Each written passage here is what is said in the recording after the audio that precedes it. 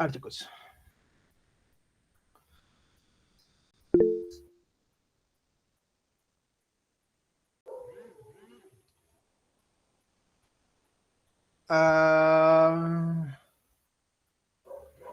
Ah, ya. ¿Lo doy ahora o lo doy al final? Depende de ustedes, como ustedes quieran. Normal.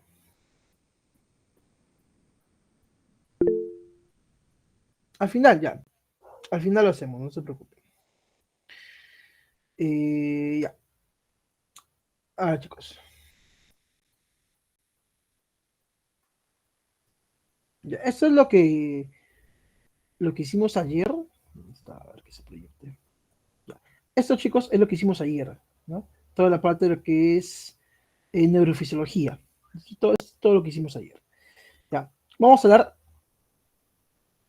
en este caso, de fisiología respiratoria, ¿no? Em, Según lo que tengo entendido, en el caso de ustedes, chicos, ustedes no tomaron nada de fisiología respiratoria en el primer examen.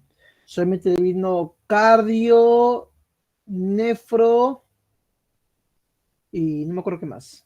¿Ya? No le vino. Y hemato. No le vino fisiología respiratoria. Y lo de parte de fisiología respiratoria lo han pasado para ese final. Estamos claros. Creo que algo así me explicó Adriana, que la parte teórica de fisiología respiratoria, o sea, el primera y segunda clase, lo han mandado Sí, hacia la parte final. ¿Sí, no? sí, Marquito, la parte respiratoria fue la primera clase que hicimos en la final como recuperación y Tommy mencionó que sí lo iba a hacer.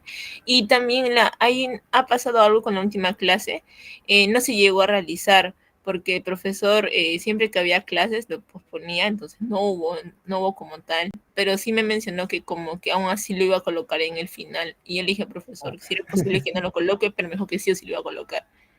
Entonces, ah, en ese último es como que sí, no hemos estado en clase para nada. sí, saber es así.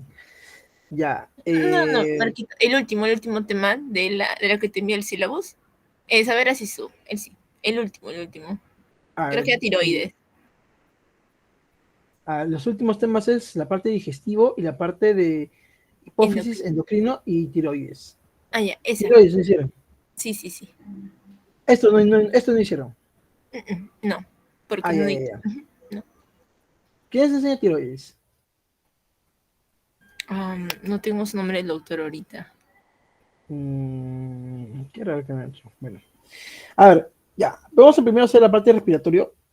Eh, Savera, al menos por lo que he visto, no está preguntando tan complicado como antes, ¿sí? Así que lo que vamos a hacer primero, chicos, es un repaso teórico de lo más importante, lo que deben conocer para la parte respiratoria. Respiratorio es bastante, es amplio, ¿sí? Respiratorio es como gastro, ¿ya? Pero a ustedes, en realidad, la verdad que es el PPT que Savera ha usado con ustedes, ¿sí? Es el mismo PT que a mí me enseñaba, así que no hay ninguna diferencia, ¿ya? Pero no le voy a preguntar todos esos detalles, pero sin embargo le voy a mencionar las cosas más importantes, ¿sí? Primero por los conceptos básicos, ¿no? Lo que sí tienen que saber clarísimo es la diferencia siempre entre lo que es la presión atmosférica y la presión de oxígeno, ¿no? Que son conceptos totalmente diferentes. Y para eso te he puesto esta imagen, ya que ustedes lo han visto de la academia, ¿no? ¿Qué es la presión atmosférica? Es la columna de aire sobre una persona. Por lo tanto, si yo tengo acá A y B, ¿quién tiene mayor presión atmosférica? B es mayor que A. ¿Por qué yo saco que la presión atmosférica en B es mayor que A? Porque en B hay más columna que aire que en A. Entonces, siguiendo esa lógica que te he explicado, la presión atmosférica, ¿sí? La presión atmosférica, para nosotros definir la presión atmosférica, ¿sí? La presión atmosférica de 2 puntos, tenemos que tener en cuenta cuánta cantidad de aire hay por encima de esos 2 puntos. Por ejemplo, ahorita estamos en Lima, Todos ustedes están en Lima. Pero imaginemos que uno de ustedes, no sé, sea de Cusco, sea de Puno, sea de Huancavelica, sea de Arequipa, y en vacaciones vuelva a su tierra. ¿Sí? Entonces, la presión atmosférica en Cusco, Puno, Huancavelica, Arequipa es menor. ¿Por qué? Porque está a altura. Entonces, tienes que tener en consideración eso. Si nosotros escalamos punto, por ejemplo, punto A, la persona en altura, y punto B, la persona a nivel del mar, nosotros ¿qué vamos a decir de la presión atmosférica? Que la presión atmosférica en B es mayor que en A. ¿Cómo yo saco que la presión atmosférica en B es mayor que en A? Porque en B hay mayor columna de aire. ¿Sí? La presión atmosférica en B, ¿sí? En B es mucho mayor que la presión atmosférica en A. ¿Por qué? Porque hay la columna de aire que te mencioné. La presión atmosférica en B es mayor que la presión atmosférica. La presión atmosférica en B es mayor que la presión atmosférica. ¿Por qué? Porque hay mayor cantidad de aire. Si tú te das cuenta, la presión atmosférica varía solamente respecto a una variable. La presión atmosférica varía dependiendo de la altura. Varía dependiendo de la altura. Si hay más altura, hay menos presión atmosférica. Me dejo entender. Pero sigue la idea. Quiero que siga la lógica. Hay menos presión atmosférica, pero habrá menos presión de oxígeno. ¿Tú qué dices? A haber menos presión atmosférica. Va a haber menos presión de oxígeno. ¿Sí o no? ¿Qué pasa cuando vas a altura? ¿Qué te da? Soroche. El soroche, ya han visto ustedes en hemato, en renal, el soroche es una respuesta a una hipoxia. ¿Qué es la hipoxia?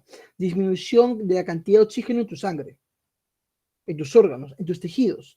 Por lo tanto, al haber más altura, va a haber menor presión de oxígeno. ¿Pero por qué? ¿Pero por qué al haber mayor altura va a haber menor presión de oxígeno? Para eso, para sacar la presión de oxígeno, tenemos que usar una pequeña fórmula. Una pequeña fórmula. ¿Sí? Mira por acá. Esta pequeña fórmula es la siguiente. La presión inspirada de oxígeno. La presión inspirada de oxígeno, ¿a qué es igual? Presta atención. La presión inspirada de oxígeno es igual a la presión barométrica menos la presión de vapor de agua. Y todo eso por el fio 2. Esta es la fórmula. ¿Sí? Marco, una consulta. ¿Cuál es la presión barométrica? Tú lo conoces. La presión barométrica tú lo conoces. ¿Por qué? ¿Cuánto es la presión barométrica? 760 nanómetros. Claro, 760 milímetros de mercurio. ¿No? 760 milímetros de mercurio. Una atmósfera vale 760 milímetros de mercurio. Presión de vapor de agua. Esto es dato. ¿Cuánto es? 47. Esto de acá es dato. ¿Cuánto es? 47. Y a todo esto multiplico el fio 2. ¿Sí? Y yo quiero que acá tú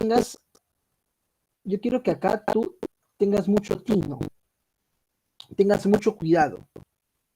¿Por qué? Porque tú vas a decir, profe, ya Marco, 760 menos 47 por el fio 2. Entonces, mira, si tú te das cuenta, si tú te vas a altura,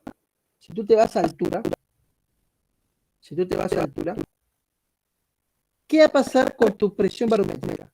¿Va a aumentar o sube o baja? Si tú te vas a altura.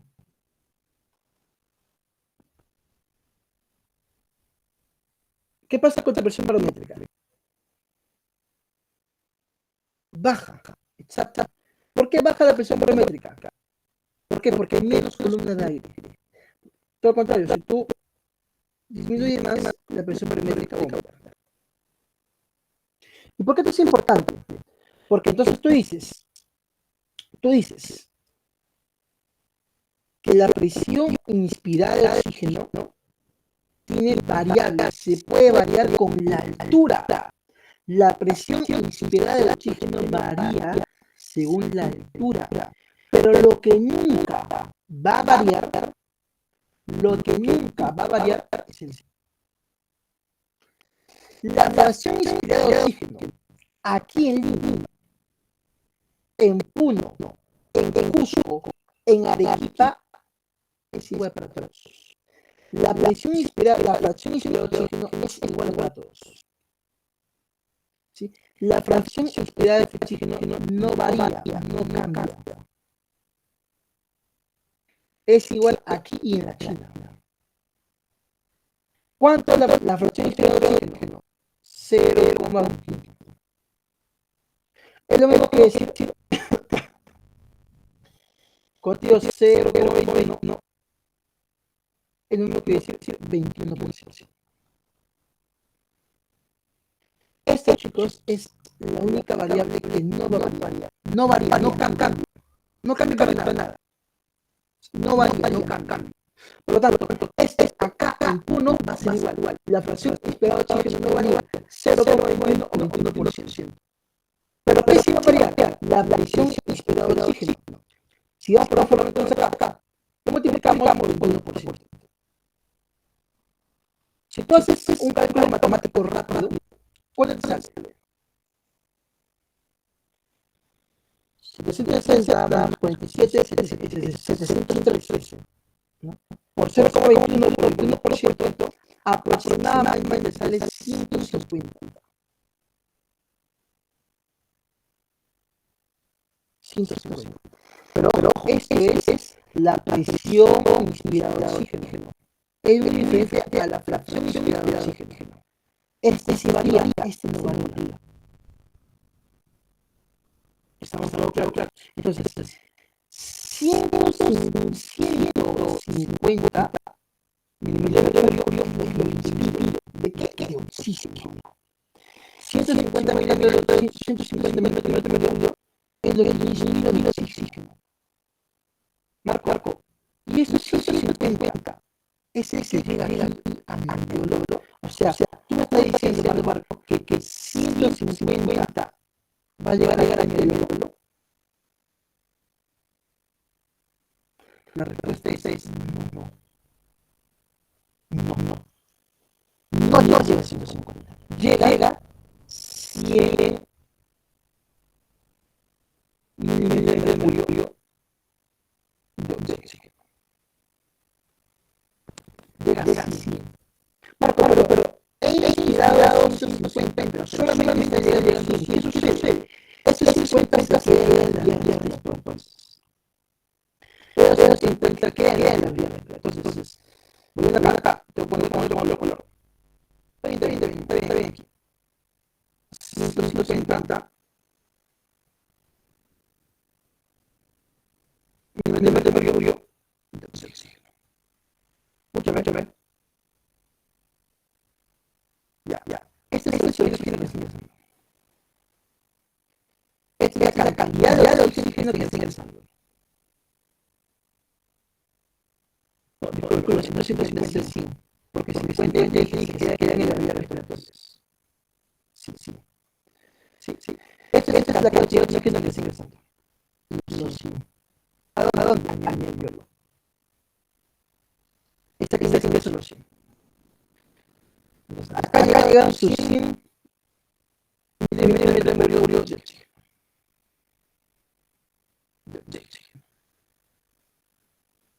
Sí. Esta presión que llega aquí, esta presión, se siente un nombre. Se llama Mira, escúchame lo que voy a poner. Escúchame lo que voy a poner. Presión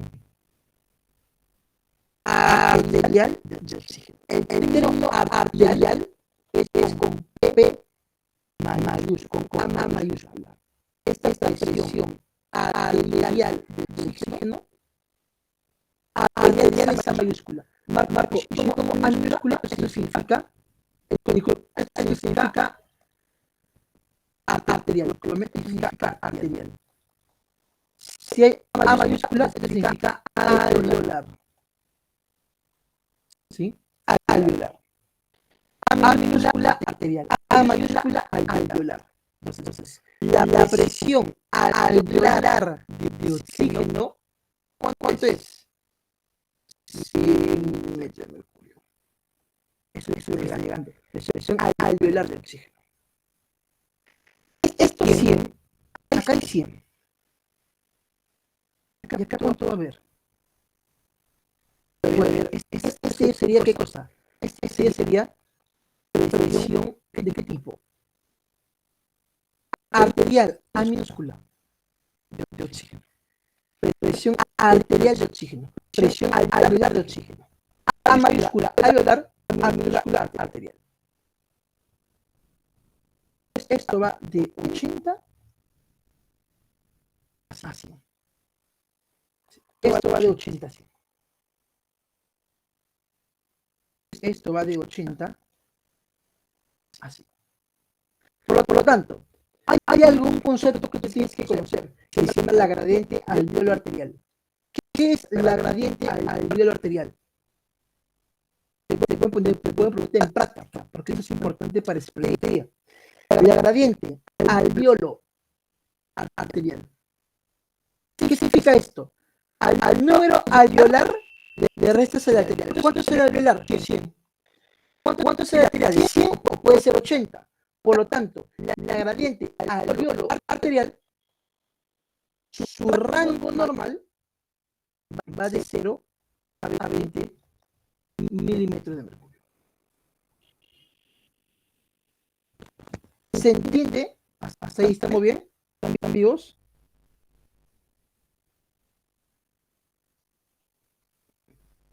Sí. Entonces, chicos, por favor, escríbanlo o prendan su micro sin miedo, ¿verdad? Entonces, ya tengo mi gradiente alveolo arterial. Te lo puedo preguntar en teoría o en espirometría. De 0 a 20 es el normal. Tengo mi presión alveolar de oxígeno, mi presión arterial de oxígeno. Bien, bien. Entonces, esto es importante. ¿Por qué? ¿Por qué esto es importante? Escúchame. Porque cuando nosotros tenemos una presión arterial de oxígeno, de 80 a 100, estamos todo genial. Está todo perfecto. Está todo perfecto. ¿Ya? Pero con esta gradiente, esta presión arterial de oxígeno, esta presión arterial de oxígeno disminuye, baja, se llama hipoxia.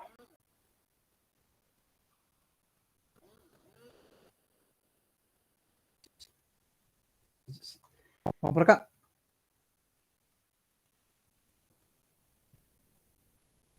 Mira.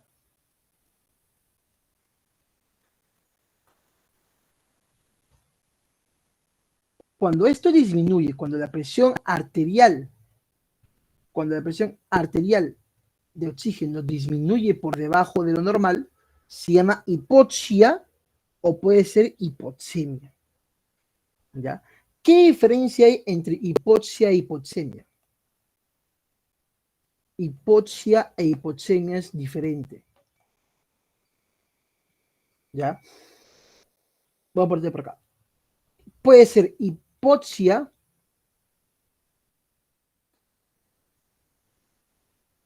o puede ser hipoxemia.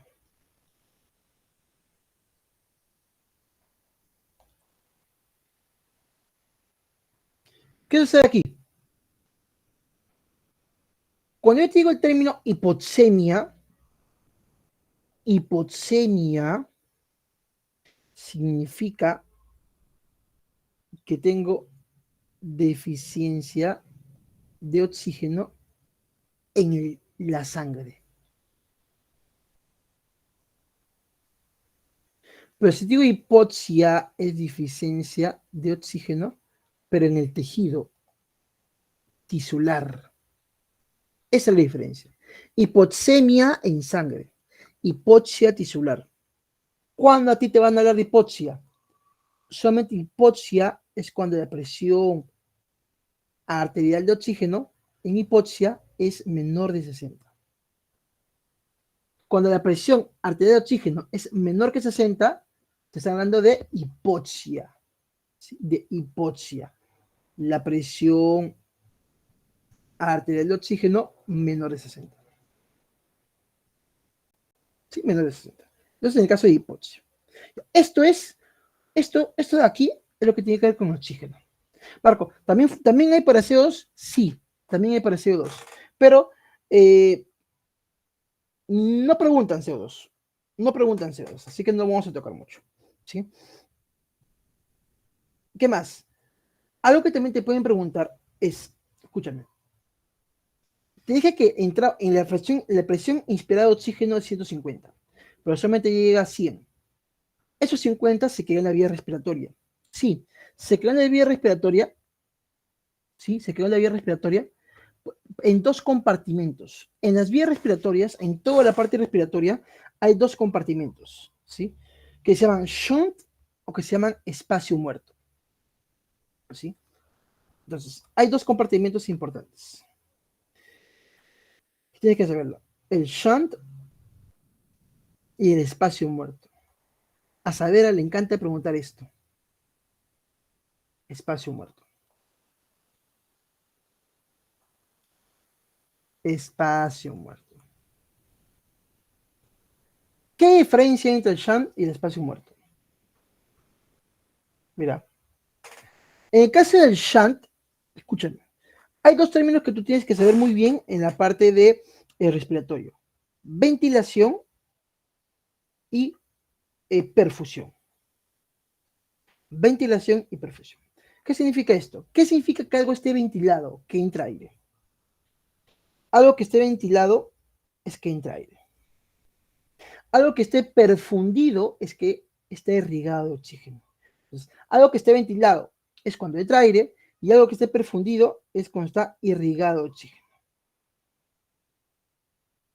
¿Sí? Entonces, volviendo acá, el shunt es un lugar donde está perfundido, pero no está ventilado.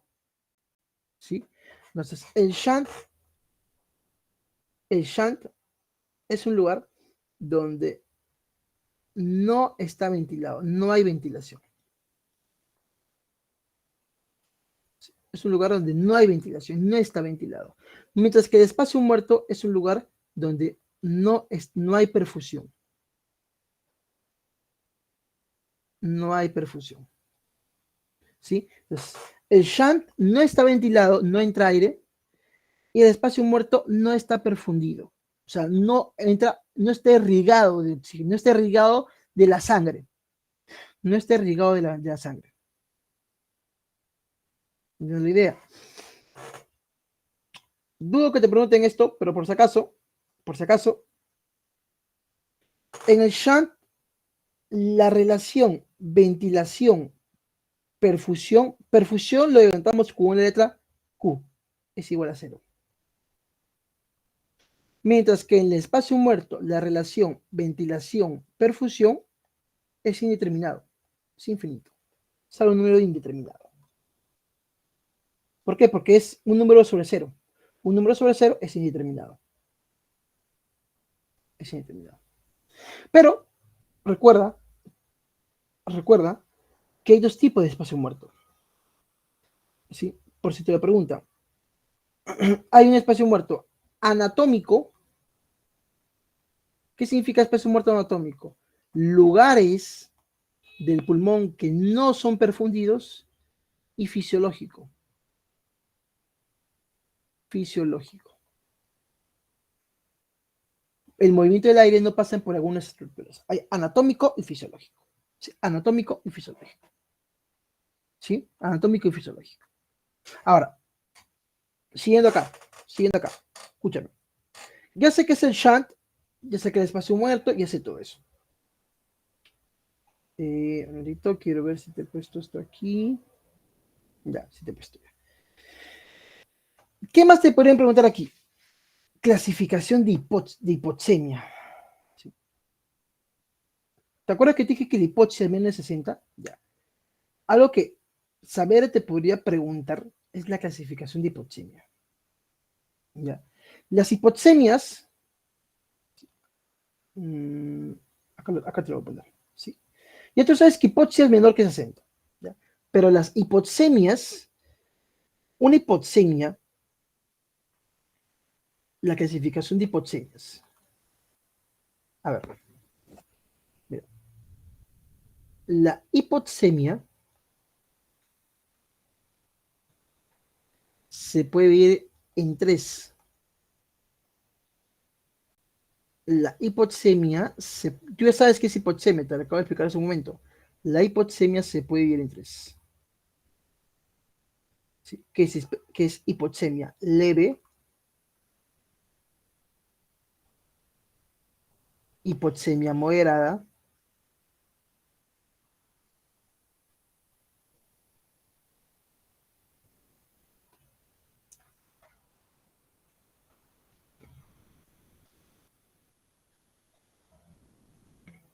hipoxemia moderada,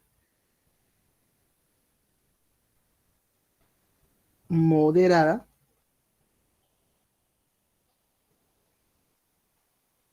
e hipoxemia severa.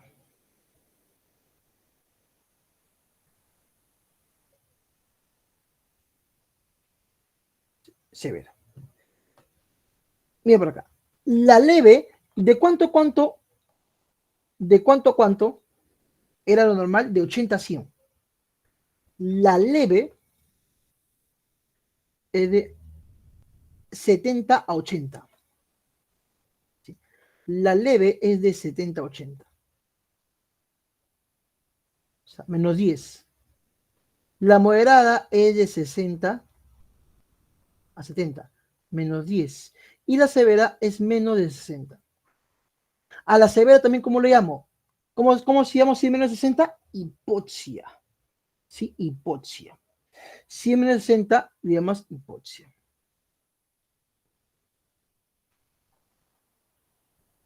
¿Sí? Milímetro de mercurio. Siempre milímetro de mercurio. Ahora, escúchame. El shunt y espacio muerto son cosas diferentes. Pero hay algo que tú tienes que saber que es la relación BQ. ¿Sí? La relación BQ.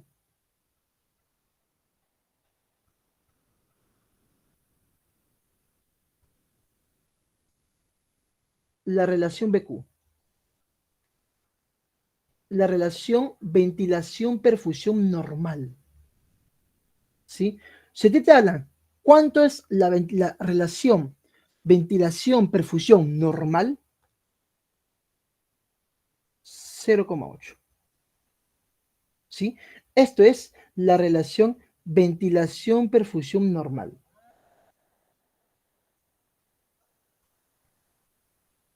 ¿Sí? Listo. Ventilación, pero esto es lo normal.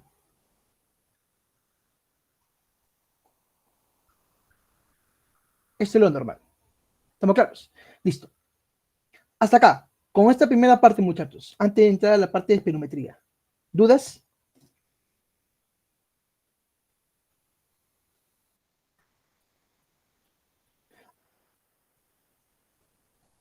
La presión inspirada de oxígeno está acá. La presión inspirada de oxígeno es igual a la presión barométrica menos la presión de vapor de agua por el FiO2.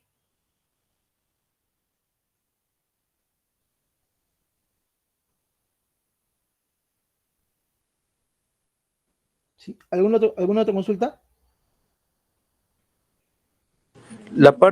Disculpa, la parte de la Dime. espirometría, eso se va a hacer después, ¿no? Porque no entiendo muy bien esa parte.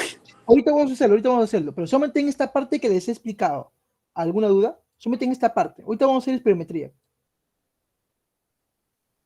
A ver, por acá. Uy, por acá creo que tenemos una duda. Un segundito.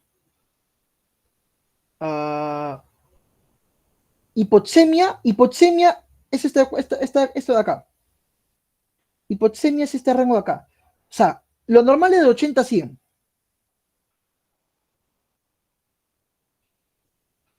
¿Sí? Lo normal es de 80 a 100. Pero si es de 70 a 80, por ejemplo, tú tienes 78. Ah, estás en hipoxemia leve. Tú tienes 65, hipoxemia moderada. Tú estás en 40, hipoxemia severa.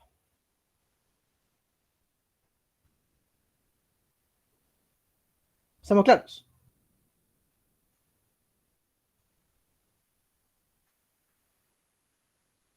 ¿Sí? Listo. Ahora sí. Vamos a la parte de espirometría. Vamos a la parte de espirometría. Chicos,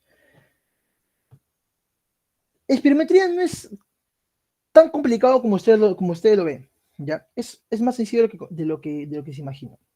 ¿Ya? Mira, acá tengo una espirometría normal. ¿Ya? Normal. Esta relación que está aquí,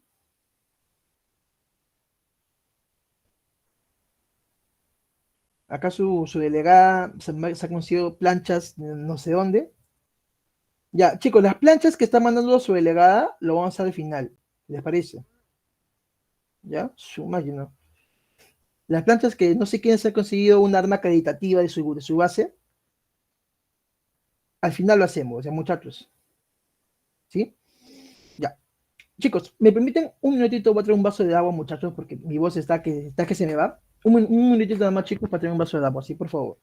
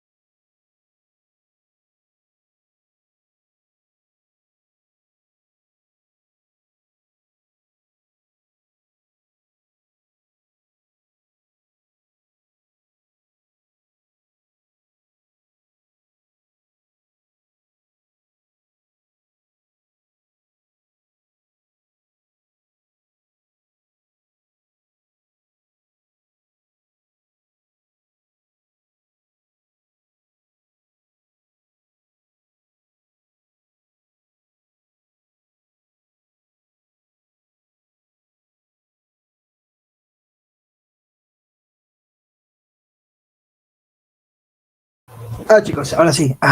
Necesitaba agua. Ya, a ver, muchachos. Vamos por acá. Espirometría. En práctica te pueden preguntar esto. Clásica pregunta. No, no, no, no. No, no, no. Pedí un segundito para traer un vaso de agua, porque mi garganta estaba que se moría. Pero, ¿en qué me quedé? Allá. Clásica pregunta de espirometría, chicos, es el volumen tidal. Te pueden poner volumen corriente, te pueden poner volumen tidal. Mira, te explico. Cada una de estas flechas va a tener un nombre especial. Esta primero. Acá se va a llamar volumen tidal o volumen corriente. esta primera estructura se llaman volumen tidal o volumen corriente. Volumen tidal o volumen corriente. Volumen corriente o tidal. ¿Sí? Recuerden, chicos, que la espirometría es un procedimiento no invasivo que se hace en un paciente y que está compuesto por volúmenes y capacidades. Volumen corriente o tidal. O tidal. Esto es clásica pregunta de práctica. ¿Cuánto es el volumen corriente? El volumen tidal es 500, ¿sí? El volumen corriente, el volumen tidal es 500, ¿sí? 500 mililitros, ¿no? 500 mililitros. Es clásica pregunta, 500 mililitros. Sí, 500 mililitros. Sí, 500 mililitros. Entonces, el volumen corriente, el volumen tidal es 500 mililitros. Escúchame, yo quiero que te lo aprendas de esta manera. Escúchame, mira. Yo estoy inspirando, expirando, inspirando, expirando, inspirando, expirando, inspirando. Y te das cuenta que acá inspiro y acá inspiro y expiro. ¿Te das cuenta que aquí le meto una inspirada? Esta inspirada que le meto, este volumen, cuando yo hago una expiración forzada, porque acá estoy.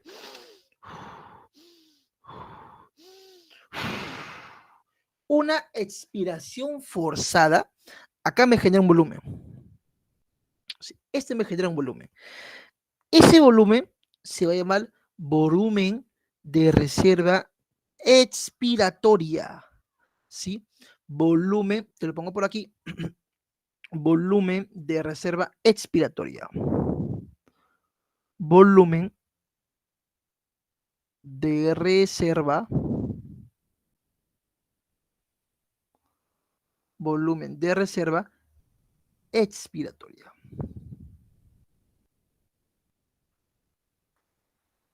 Volumen de reserva expiratoria. ¿Cuánto es el volumen de reserva expiratoria? No es muy preguntado, pero por si acaso, 1500. 1500.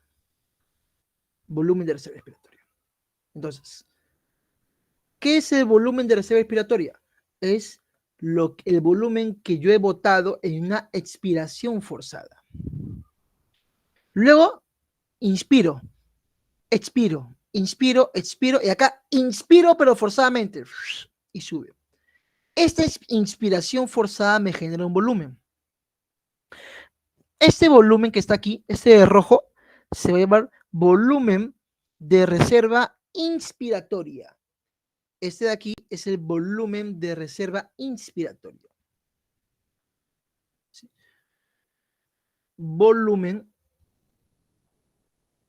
de reserva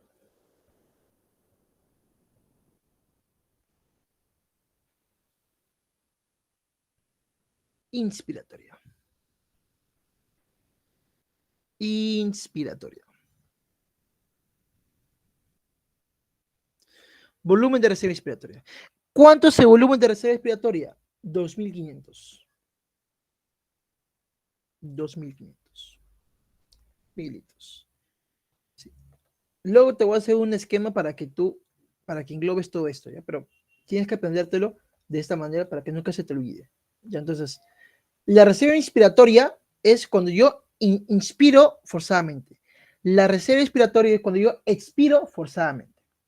¿Te das cuenta? Expiro forzadamente. ¿Sí? Entonces, y si tú te das cuenta acá, cuando yo expiro forzadamente, me queda acá un volumen dentro de mi pulmón. Este volumen que queda en mi pulmón se llama volumen residual. Este volumen que queda en mi pulmón se va a llamar volumen residual. Volumen residual. Residual. ¿Cuánto es el volumen residual? Aproximadamente 1000 a 1200 milímetros, 1200 mililitros. Dato del volumen residual. Es el único. ¿Sí? El volumen residual es el único. Es el único que no se mide con una espirometría normal. El volumen residual es el único que no se mide por una, este no se mide por una espirometría normal. Este se mide con otro proceso. ¿Ya? El volumen residual es el único que no se mide con espirometría normal. ¿Sí? A este no espirometría. Acá no espirometría. No sale por la espirometría. Sale por otro proceso. No espirometría. Ya. No sale por espirometría, sale por otro proceso. Ya, escúchame. Ya tenemos los 4 volúmenes. Volumen tidal, volumen corriente, volumen de reserva inspiratoria, volumen de reserva expiratoria, volumen residual. ¿Sí? Ahora, conjunto de volúmenes me da capacidades. Conjunto de volúmenes me da capacidades. Por ejemplo, este volumen de reserva inspiratoria más este volumen corriente, este volumen de reserva inspiratoria más este volumen corriente, ¿sí? ¿Qué me va a dar? ¿Qué me va a dar? La capacidad. Te va a dar una capacidad. ¿Qué capacidad? Capacidad de reserva inspiratoria. Ojo, este es volumen de reserva inspiratoria. Volumen de reserva inspiratoria. Esto que está acá. Pero si uno, el volumen de reserva inspiratoria más el volumen corriente, el volumen tidal, me da la capacidad de reserva inspiratoria. Conjunto de volúmenes me da capacidades, nunca lo olvides. Esta te da la capacidad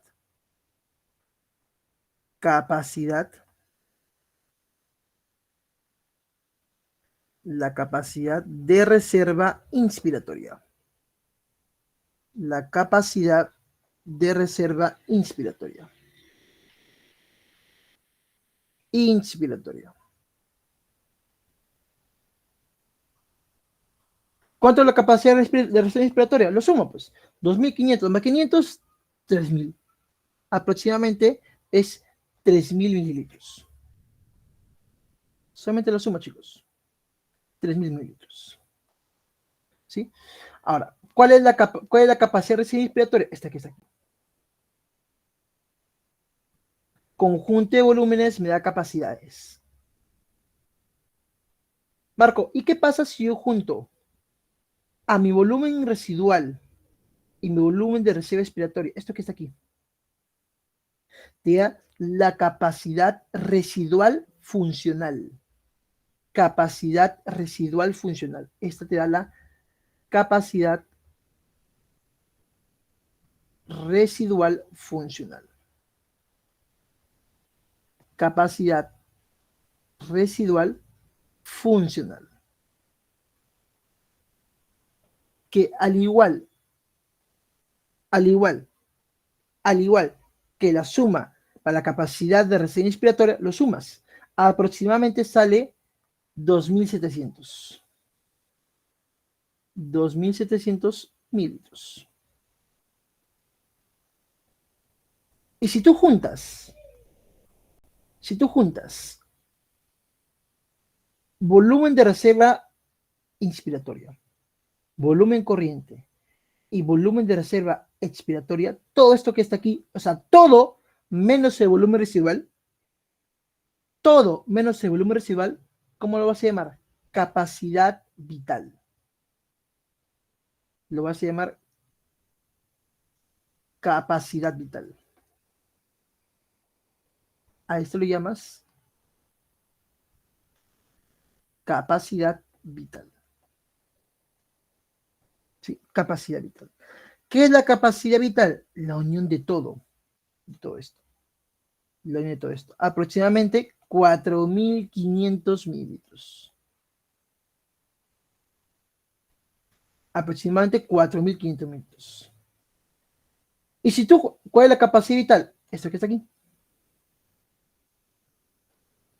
Y si tú juntas todo, es decir, la capacidad vital con el volumen residual, o sea, si juntas todo, si juntas absolutamente todo, te da la capacidad pulmonar total. Entonces, si tú juntas absolutamente todo, te da la capacidad pulmonar total. ¿Qué es la capacidad pulmonar total? La capacidad pulmonar total es todo, ¿no? Es todo. Vamos a poner esto por aquí. Mira, mira. Acá arriba te lo pongo. La capacidad pulmonar total, presta atención, que aproximadamente vale 5.700 a 6.000 bueno, a 6.000 mililitros, aproximadamente vale 6.000 mililitros, aproximadamente, una aprox vale 6.000 mililitros. Escúchame, ¿es la unión de qué? Presta atención. Si me has entendido lo que te he explicado, va a ser fácil esto. ¿Es la unión de qué? Es la unión de tu volumen que volumen residual más qué, más qué, más la capacidad vital, ¿cierto? Más la capacidad vital, ¿cierto? Más la capacidad vital, ¿cierto? Pero la capacidad vital es igual a qué? ¿Recuerdas? La capacidad vital es igual a qué? No es igual a volumen qué? Tidal más qué? Más volumen de reserva inspiratoria más qué? Falta uno, más qué? Más volumen de reserva expiratoria. ¿Te das cuenta? Y si escúchame, si tú eres mosca y has entendido lo que te he explicado, si tú eres mosca y has entendido lo que te he explicado, tú vas a decir lo siguiente. Estos dos de acá, ¿qué me daban? Si yo junté a estos dos, ¿qué me daba? La capacidad ¿qué? De reserva ¿qué? Inspiratoria. La capacidad de reserva inspiratoria. Y si yo agarraba mi volumen, agarro mi volumen residual y agarro mi volumen de reserva inspiratoria, ¿qué me da? ¿Qué me da? La capacidad residual funcional. ¿Te das cuenta? Si yo agarro estos dos, me da la capacidad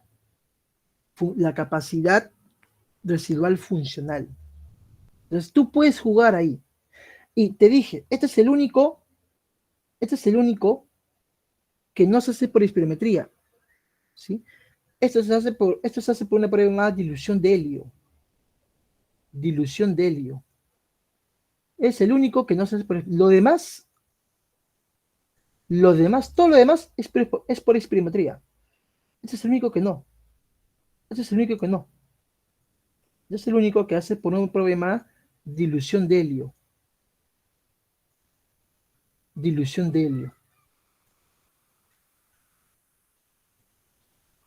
Todo lo demás es todo, es decir, toda la parte de capacidad vital, todo esto de aquí, toda la parte de capacidad vital, todo esto que está aquí, se hace por espirometría. Todo esto que está aquí se hace por espirometría.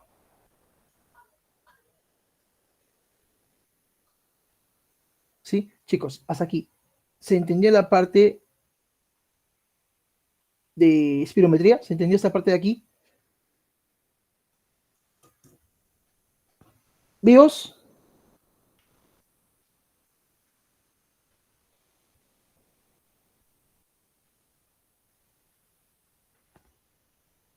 Le va a venir pregunta de espirometría, chicos. Eso es fijo. Le va a venir pregunta de espirometría. Recuerda, espirometría, chicos, los nombres se van a ayudar. Corriente, volumen corriente más volumen de reserva inspiratoria, los dos, capacidad de reserva inspiratoria. Siempre cuando juntes volúmenes te da capacidades, no al revés. siempre cuando juntes volúmenes te da capacidades. ¿Te das cuenta? ¿Sí? Entonces, capacidad de reserva inspiratoria y capacidad y volumen corriente, la suma de los dos te da capacidad respiratoria. Si tú juntas volumen de reserva inspiratoria más volumen residual, capacidad residual funcional. Si tú juntas volumen de reserva inspiratoria, volumen corriente y volumen de reserva inspiratoria, te da capacidad vital. Y si la capacidad vital le sumas el volumen residual, ¿qué te da? Capacidad pulmonar total. ¿Sí? Capacidad pulmonar total. Sí, eso te va a venir. Te va a venir. Te aseguro que te va a venir. Listo. Hay un término que por ahí he visto que te pueden preguntar, ¿sí? Que es la presión transmural. Ya. Presión alveolar tú lo sabes. Presión pleural tú lo sabes. Por anatomía. ¿Se acuerdan que la presión pleural tenía una presión negativa? ¿Por qué se dice que es una presión negativa? Chupa, jala. Por anatomía ustedes recuerdan eso.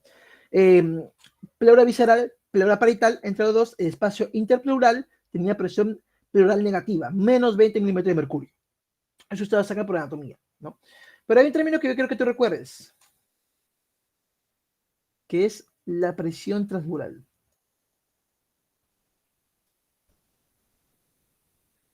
No sé si en anatomía les han explicado la presión transmural, pero por si acaso. Escúchame. La presión transmural es una presión de compartimientos. En el pulmón, presión transmural pulmonar. ¿Sí? En el pulmón, estamos hablando de fisiología respiratoria. En el pulmón va a ser igual a que la presión alveolar,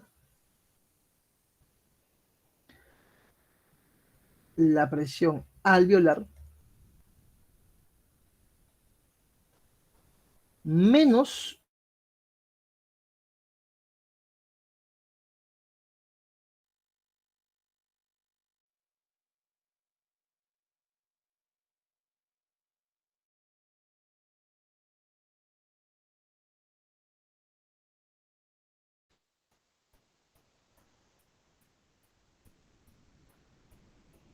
¿no?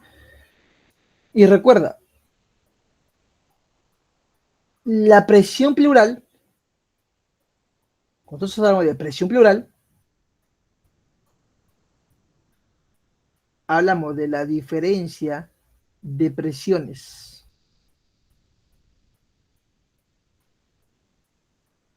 entre lo que es la pleura visceral y la pleura parietal.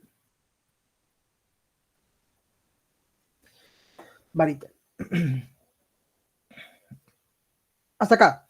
¿Vivos? Para pasar a la última parte de la parte de izquierda. ¿Todo vivos con esta parte? ¿Dudas? ¿Traumas? ¿Más traumas que dudas? ¿Más dudas que traumas?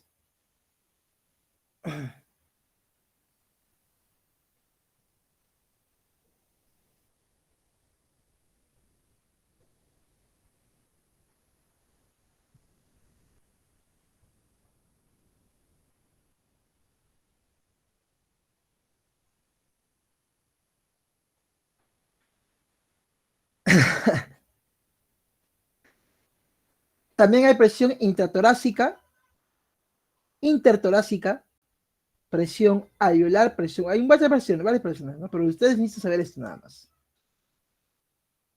¿Sí? Yo les dije en el parcial, hay que hacer con tiempo. ¿Se acuerdan que les dije? Hay que hacer en dos partes, en una mitad de final, una mitad de su ciclo, de segunda parte y una final, que es bastante. Son bastantes términos para que puedan repasar. A ver, con lo último, pero bueno, ya estamos aquí, muchachos, no se desanimen. Se puede, chicos, ¿ah? Se puede. No se desanimen. A ver, lo último. Vamos acá, con la parte del pulmón, ¿sí? Con la parte del pulmón. Me gusta la presión. Sí, dime, Sebastián, levantaste tu mano, te escucho. Ah, perdón, fue de casualidad. Ya. No hay problema, no hay problema, no hay problema. Ya.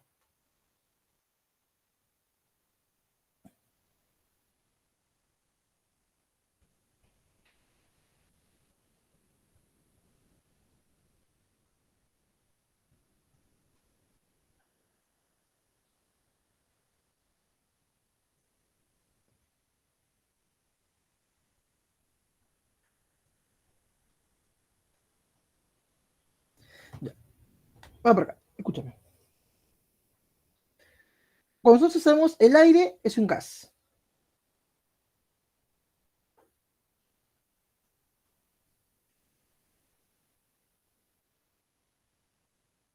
¿Sí? El aire es un gas. Por lo tanto, los gases tienden a ir hacia dónde? Hacia arriba, ¿no? Por lo tanto, si nosotros hablamos de los pulmones, nosotros los pulmones tienen derecho, izquierdo, ellos se llama por anatomía, tiene ¿qué estructuras? Tiene ápices y tiene bases, ¿no? Tiene la parte apical, tiene ápices, tiene la parte apical,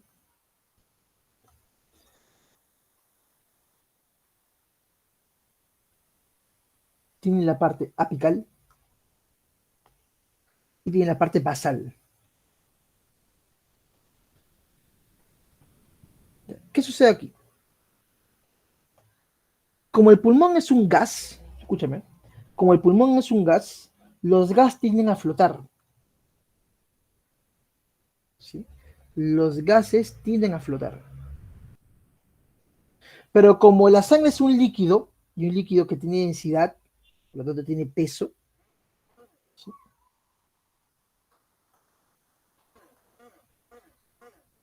Entonces, esta es la parte apical. Entonces, el oxígeno es un gas, ¿no? El oxígeno es un gas y tiende a flotar. Mientras que la sangre es un líquido que tiene densidad, por lo tanto tiene peso. Entonces, en la parte apical y en la parte basal hay una gran diferencia. Como te dije que el oxígeno es un gas, las porciones apicales tienen que estar altamente ventiladas. Ventiladas. Entonces, recuerda, las porciones apicales son porciones altamente ventiladas. ¿Sí? Son porciones altamente ventiladas. ¿Por qué? Porque el aire va hacia arriba.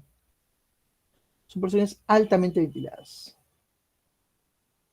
Mientras que las bases son porciones altamente perfundidas. ¿Qué significa perfundidas? Irrigadas. Altamente perfundidas. Con una alta perfusión. ¿Qué significa perfusión? Irrigación. Por lo tanto, donde hay una mayor oxigenación, donde hay una mejor ventilación, perfusión, donde hay un mayor equilibrio en la parte media. En la parte media del pulmón vamos a encontrar un mayor equilibrio. Acá vamos a encontrar un mayor equilibrio de la ventilación y de la perfusión. ¿Sí? Fácil de recordar. Sí, chicos. Ya. Y recuerda, cuando nosotros hablamos de ventilación, hablamos de aire, de gas, de aire, de gas. ¿Sí? Por lo tanto, si cuando nosotros hablamos de ventilación, puede ser gas oxígeno, gas CO2. Gas oxígeno, gas CO2. ¿Sí? Puede ser cualquiera de los dos. Gas oxígeno o gas CO2. ¿Sí? ¿Cuál de los dos pulmones va a ser ventilado? El derecho. El derecho es el más ventilado. ¿Sí? El derecho es el más ventilado. Listo. Pero dentro de los pulmones hay células. Esas células de pulmones, ¿cómo se llaman? Neumocitos. Te lo pongo porque en tu PPT he visto que el doctor Saber habla un poquito de los neumocitos. Ya por anatomía también lo saben ustedes, pero vamos a ver rápidamente acá algunas cositas importantes de los neumocitos. O creo que una de las planchas que me pasó su compañera Adriana, su delegada, estaba lo de neumocitos. A ver. Hay neumocito tipo 1 y tipo 2, ¿no? Eso ya lo conocen ustedes de la academia. Tipo 1 y tipo 2. El tipo 1, ¿sí? ¿Cuál es el neumocito más prevalente? Es una buena pregunta. El más prevalente es el tipo 2, ¿sí? Aproximadamente el 60% es del tipo 2. Mira, bastante. 60% del tipo 2. Bastante. 40% tipo 1 y 60% tipo 2. ¿Estamos claros? Ahora, el tipo 1, ¿de qué se encarga? De la hematosis. Eso ustedes lo conocen. Ese se encarga de la hematosis. ¿Qué es la hematosis? ¿Qué es la hematosis, chicos?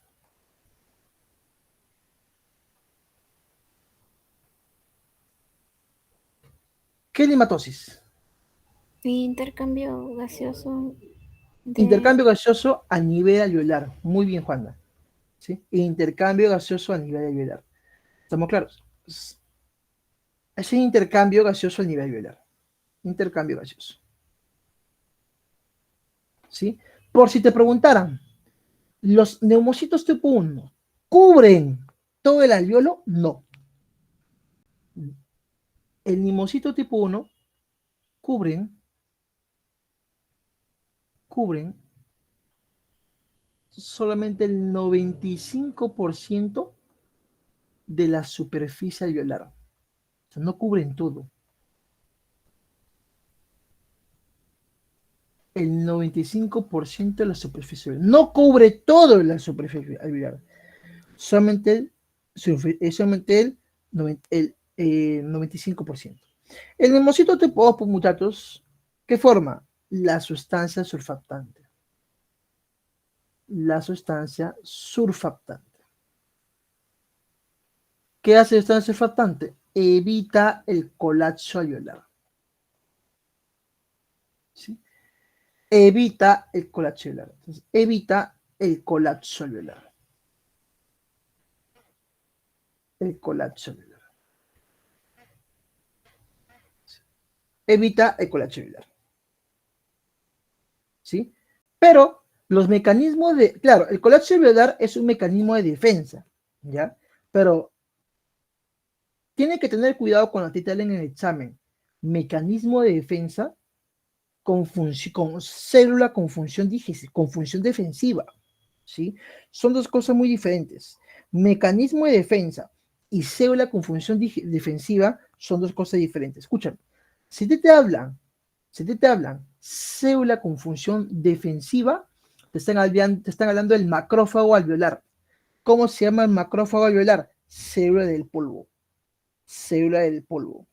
¿Sí? Si te hablan célula con función defensiva, macrófago alveolar, célula del polvo.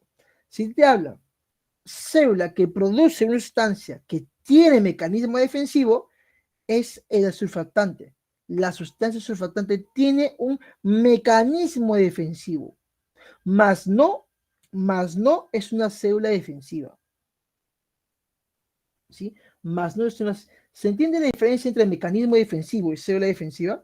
¿Sí? ¿Todo bien hasta ahí? ¿Puedes repetirlo de nuevo, por favor?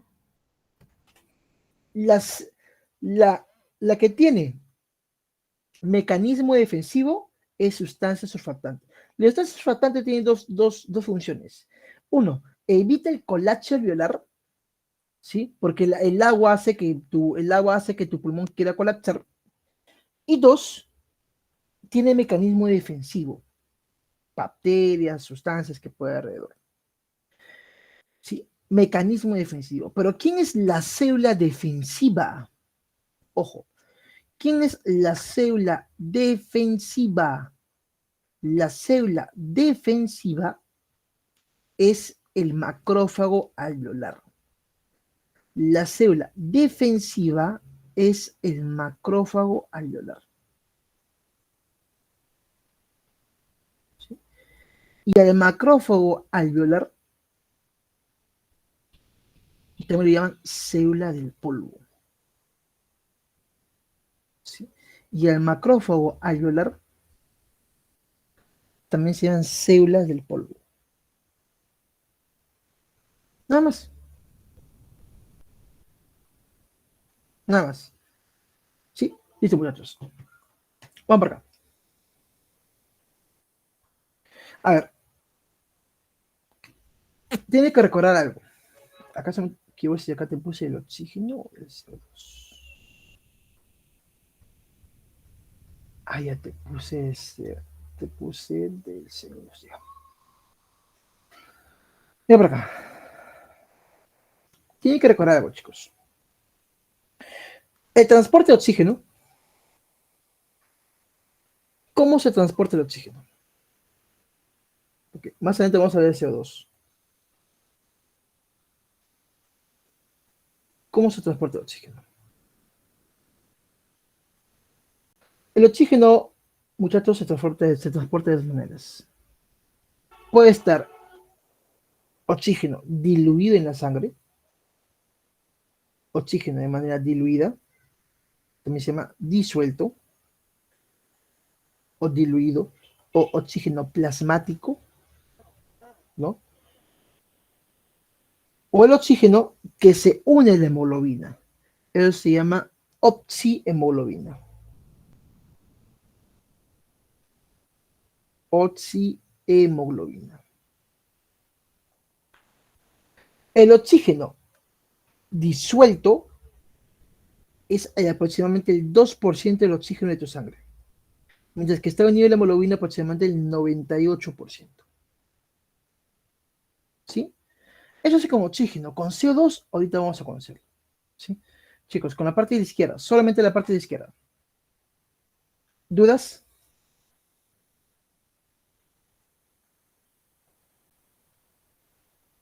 ¿Todo bien? Listo. Vamos a dos cositas. Así, a dos cositas. Esto que está acá, esto que está aquí, muchachos, es algo que muchos alumnos se confunden. Es muy diferente que yo te diga relación ventilación-perfusión a que yo te diga la ventilación en el ápice es muy alta y la ventilación en la base es muy alta. Es muy diferente que yo te diga eso. Tiras, Marco, ¿cómo así? Mira, mira aquí. Acá tenemos la proporción ventilación-perfusión. ¿Te acuerdas dónde estaba más ventilado? ¿En las bases o en los ápices? Más ventilado. No estaba más ventilado. En los ápices. ¿No? Pero mira acá, mira el gráfico. Base, ápices. Ápices, vértices. ¿No? Mira el gráfico. Mira, mira, mira, mira. Mira la ventilación. Mira la ventilación.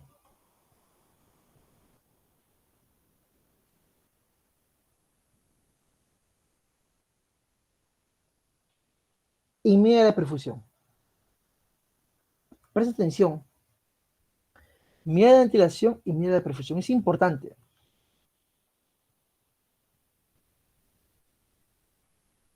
Es importante, chicos, que vean la diferencia. Porque es muy diferente que te pongan ventilación, perfusión, a solamente ventilación, a solamente perfusión. Si tú eres observador, tú te has dado cuenta de algo. ¿Qué cosa? Que yo te he dicho al revés. ¿O no es así?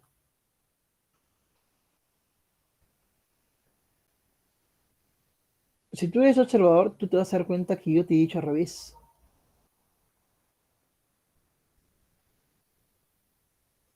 ¿Sí? Sí. Yo te dije que en las ápices estaba más ventilación y en las bases más perfusión. Escúchame. Pero si tú ves acá, vértice, ápices, ¿quién es mayor? Mira, acá, mira. Vamos con la ventilación. ¿Quién es mayor? Si la ventilación está aquí alta y la ventilación aquí está baja. ¿Quién tiene mayor ventilación? ¿Los bases o los ápices? Según este gráfico, ¿quién tiene mayor ventilación? ¿Los ápices o las bases? Según este gráfico, ¿quién tiene mayor ventilación? Chicos, el que tiene mayor ventilación serían las bases, según este gráfico. Pero Marco, tú me has dicho que la que tiene mayor ventilación son las bases. Es que tú tienes que ver, no este gráfico, no quién tiene mayor acá. Tú tienes que ver la relación. Mira la relación, mira la relación. De los dos, ¿quién es mayor en los ápices? Ventilación. De los dos, ¿quién es mayor en las bases? Perfusión. ¿Te das cuenta por qué yo te dije que ventilación es mayor en ápices y perfusión mayor en bases? ¿Se entiende?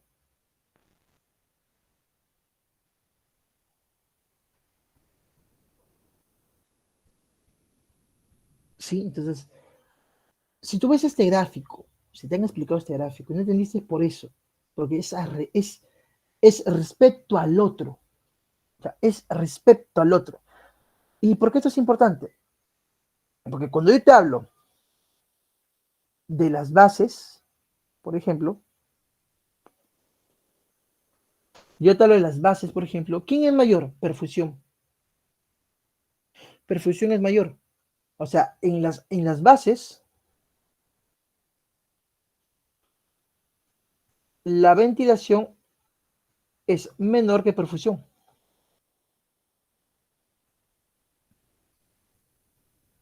La ventilación es menor que perfusión. Perfusión es mayor. Por lo tanto, en las bases se ve esto. ¿Cómo se ve en el gráfico?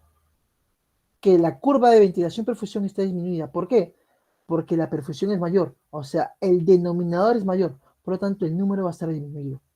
Mientras que aquí, en los vértices, en los ápices, ¿quién es mayor? Mayor es la ventilación que la perfusión. O sea, que es al revés. La ventilación es mayor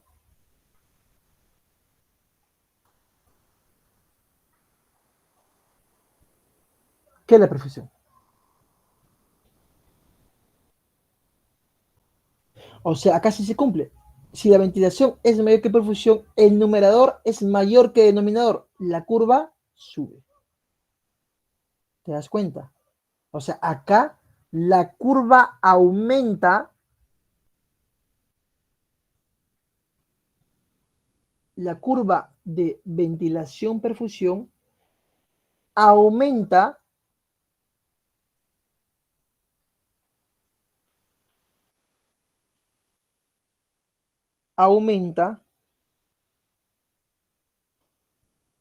en el ápice.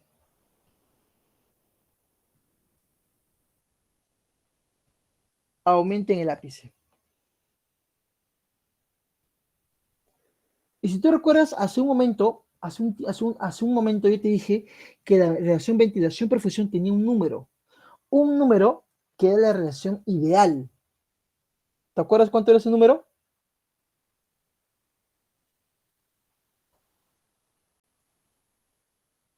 Era menor que 1. ¿Cuál era el número de la relación normal ventilación-perfusión?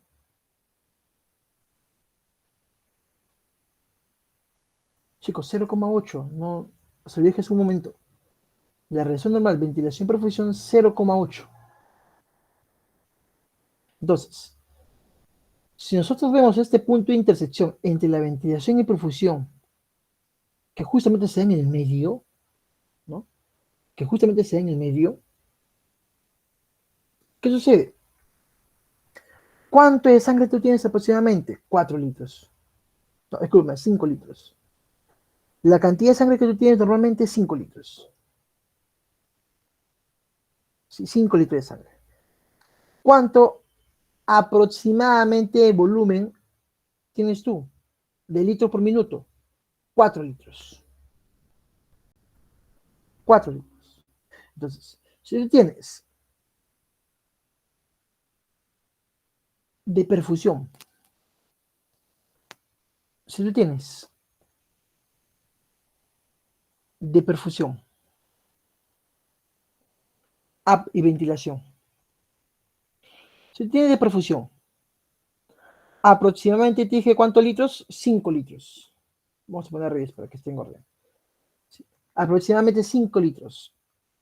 Y volumen por minuto, 4 litros. Entonces, tú tienes volumen por minuto aproximadamente 4 litros, 4 litros por minuto, 5 litros por minuto. Se van las unidades litros, minutos, cantidad de tiempo, 4 sobre 5 te da el resultado de 0,8. Y a este 0,8 es el de acá. Es este que es aquí. Reacción, ventilación, perfusión, 0,8. Viene de esto. Hasta acá. ¿Claros? ¿Sí? ¿Claro hasta ahí?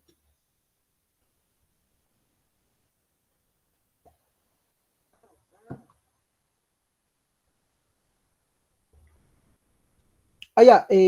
Ventilación, la cantidad de ventilación por minuto es 4 litros. ¿No? Y la de sangre 5 litros. 4 entre 5, 0,8. 4 entre 5, 0,8. ¿Sí? Vamos. Vamos por acá. Avancemos, chicos, si no, nos vamos a sacar hasta la 1 de la mañana. Avancemos por acá, avancemos por acá. ¿Qué tal sangre? Acá está la violo. Acá está la presión sanguínea, la presión arterial de CO2, la presión alveolar de CO2. ¿Para qué te he puesto este gráfico? Para que tú sepas que el CO2 también va a la sangre, no solamente el oxígeno. El CO2 también se transporta por la sangre, se mueve por la sangre. ¿Sí? Dato, escúchame, dato.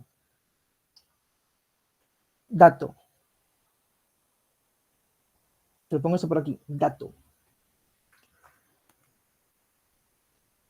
Todo este contacto, o sea, todo este contacto que está aquí, todo el tiempo que tiene contacto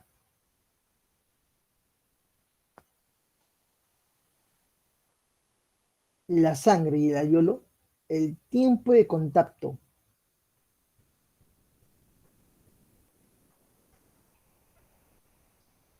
entre la sangre, el tiempo de contacto entre la sangre y el alveolo es 0,75 segundos. Es el tiempo de contacto entre la sangre y el alveolo. Pero de este 0,75 segundos, de este 0,75 segundos, de este 0,75 segundos, solamente el 0,25 segundos es de hematosis. La hematosis se da en 0,25 segundos, pero el contacto es 0,75 segundos. ¿Estamos claros? O sea, en 0,25 segundos hay intercambio de gaseoso, que se llama hematosis. ¿Sí? Ahora, en el CO2, ¿sí? En el CO2. Ustedes deben recordar que el CO2, deben recordar, chicos, que el CO2 se hunde con el agua. Y cuando el CO2 se hunde con el agua, gracias a una enzima llamada como anhidrasa carbónica,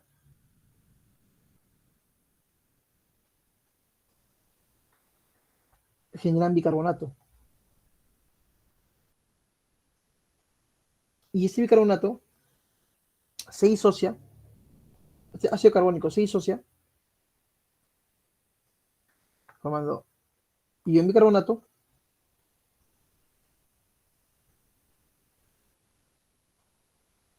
y protones. ¿Sí? Entonces, ¿qué es importante aquí? Recuerda que esto se hace por la anidrasa carbónica. Anidrasa carbónica. Anidrasa carbónica.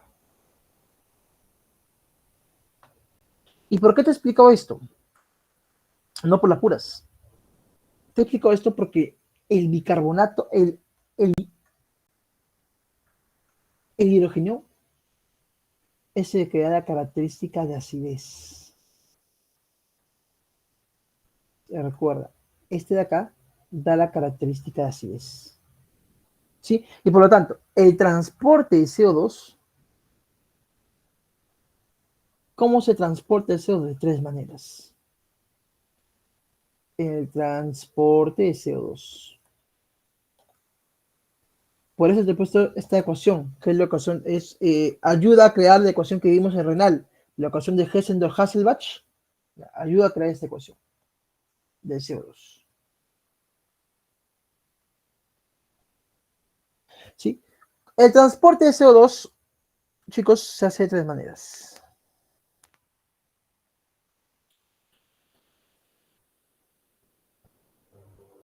CO2 disuelto,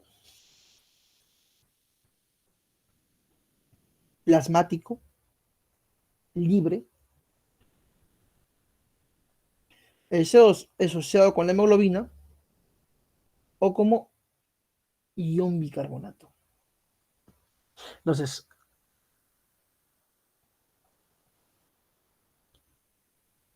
el CO2 disuelto, plasmático, sanguíneo, libre,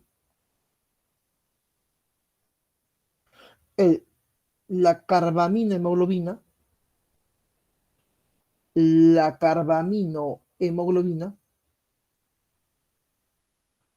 y el ion bicarbonato. Bicarbonato. No, ion bicarbonato. El libre es aproximadamente 3% y el bicarbonato es aproximadamente 70%. Es aproximadamente 70%. Y lo que resta es la carbaminohemoglobina, 27%.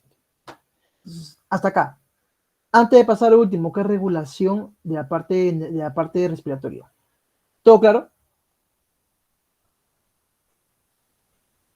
¿Todo claro, muchachos? ¿O se fueron a dormir? ¿Todo claro?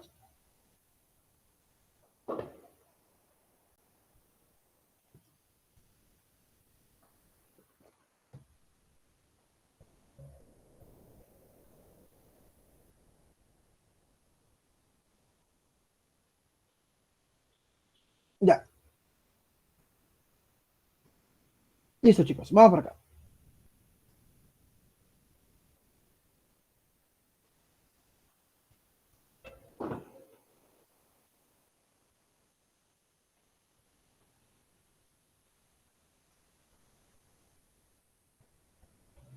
Chicos, ¿están bien?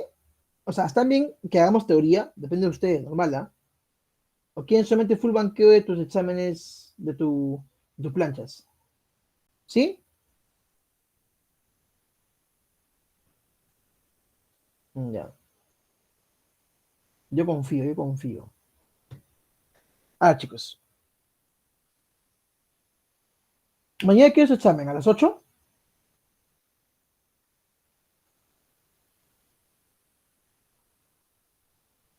A las 8 el examen mañana, ¿cierto?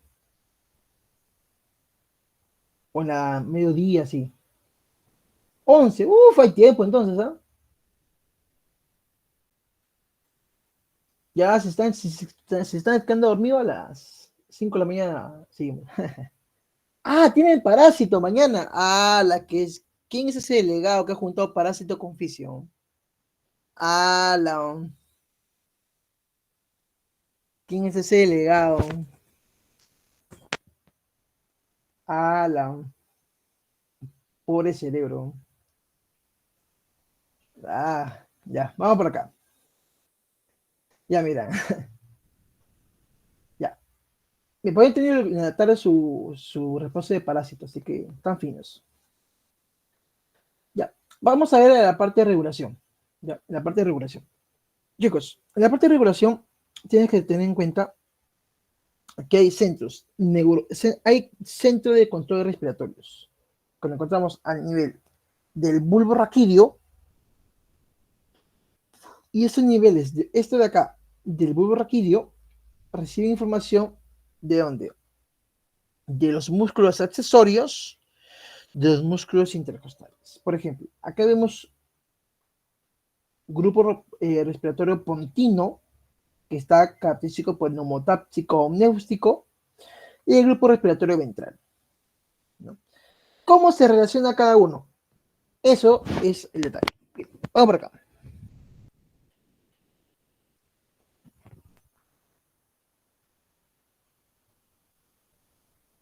Mira por acá.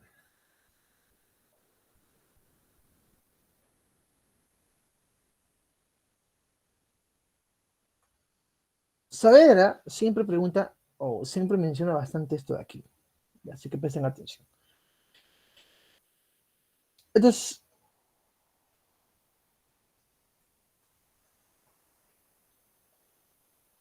el centro neumotáxico, ¿ya? Te lo voy a hacer sencillo, con flechitas nada más para que lo entiendas, ¿ya? Ese es el centro neumotáxico. Centro neumotáxico. Y al costadito está el centro acnéustico. El centro acnéustico.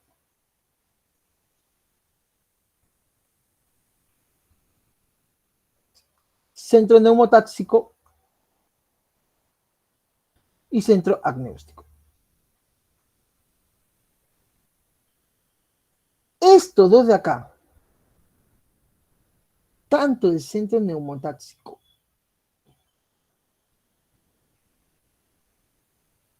y el centro acnéustico tienen funciones específicas,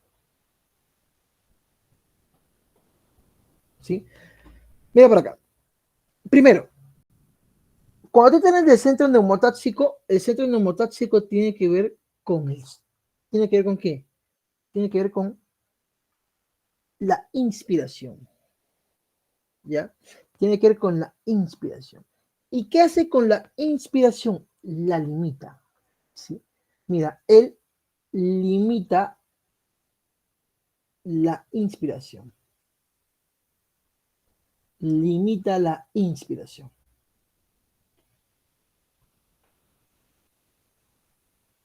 Limita la inspiración. Si él limita la inspiración, ¿qué hace el centro acnéustico? Estimula la inspiración, pero una inspiración profunda, prolongada.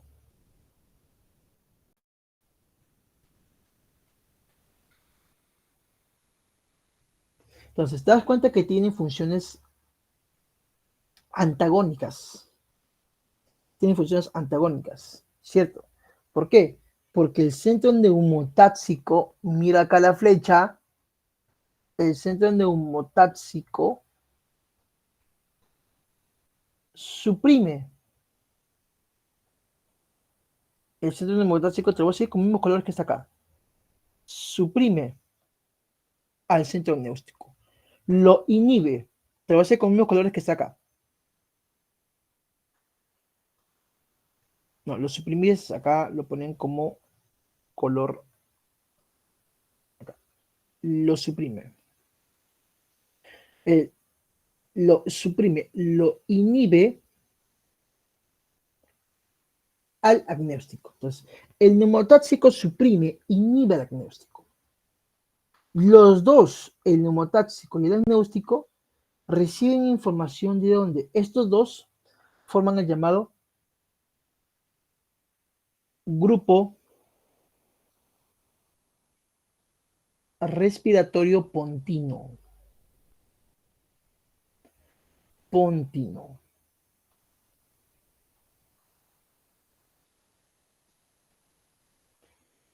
Ahora, el grupo neumotáxico, aparte de limitar con la respiración, te pueden poner como una pregunta, está asociada al sueño, se asocia con dormir, se asocia, este se activa cuando tienes sueño. Por ejemplo, ahorita seguro está activando tu neumotáxico, se asocia con el sueño.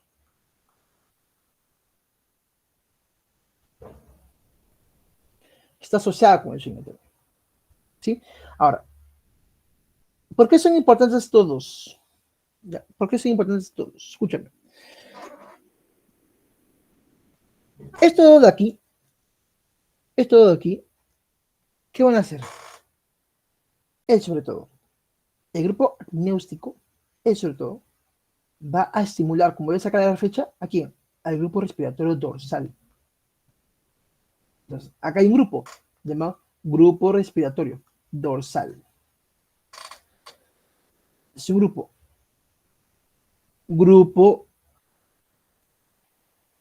respiratorio dorsal. Grupo respiratorio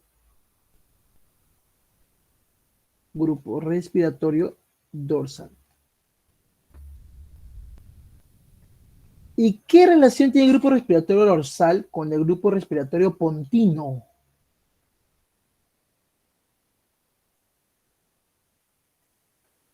El grupo respiratorio pontino, sobre todo el centro acnéustico, lo estimula.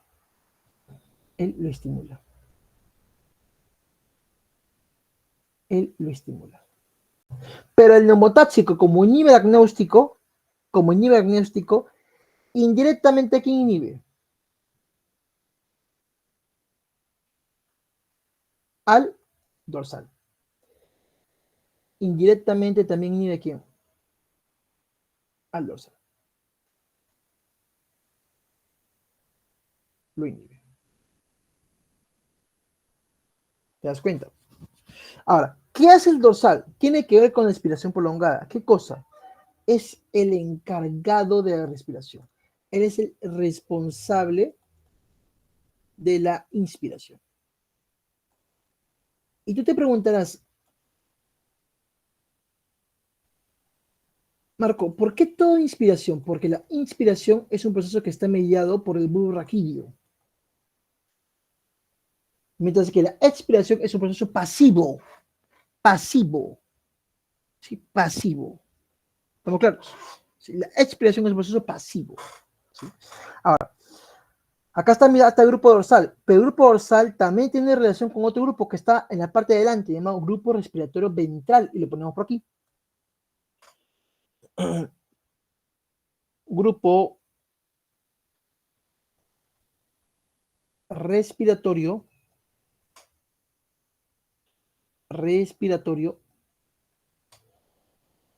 ventral. Respiratorio ventral.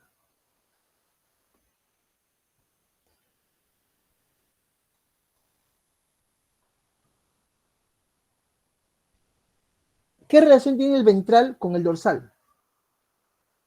El dorsal estimula el ventral. El dorsal estimula el ventral. ¿Sí? El acnéustico, ¿qué va a hacer? Lo inhibe. Él puede inhibir también. ¿A quién inhibe? Al ventral. El acnéustico inhibe el ventral. Lo inhibe. Sí, lo inhibe. ¿Y qué hace el ventral?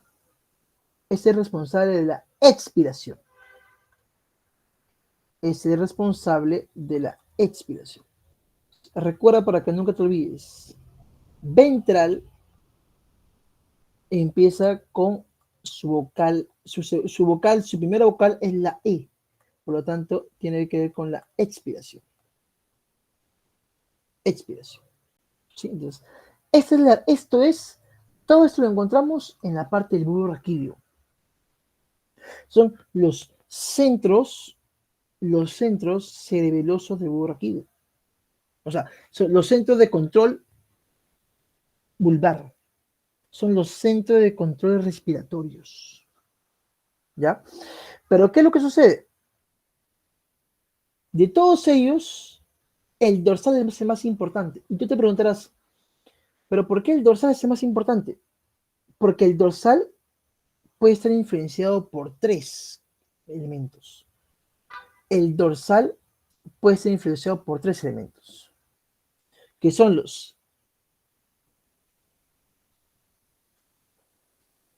los quimiorreceptores centrales,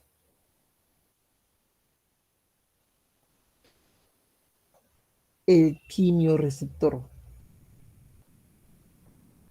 periférico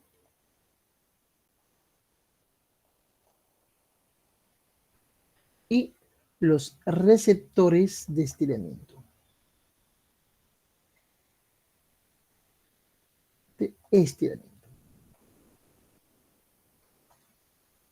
Estos tres de aquí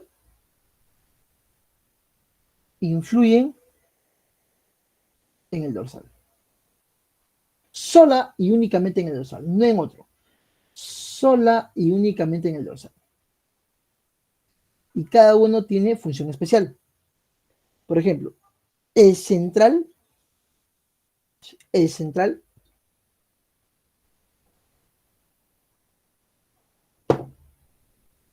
responde a cambios de CO2.